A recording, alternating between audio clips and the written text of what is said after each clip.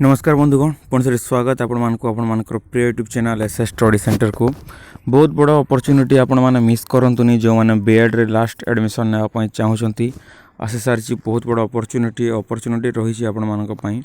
देखंतु आपणकर जो spot selection process T start होवा को जाउची आगामी दिन रे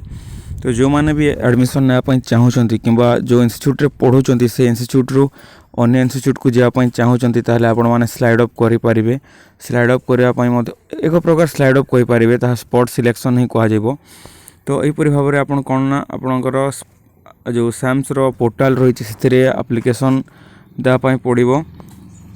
जो मैंने सिलेक्ट होना से माने आवेदन करें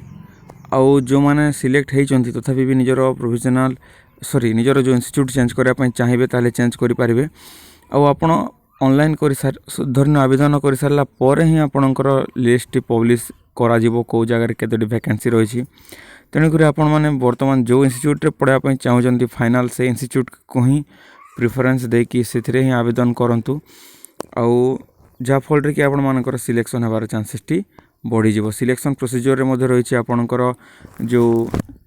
आवेदन कर सारा पर इंस्टीट्यूट रे ही आपणकर सब क्लीयर हो डिसाइड करा एडमिशन नेवाई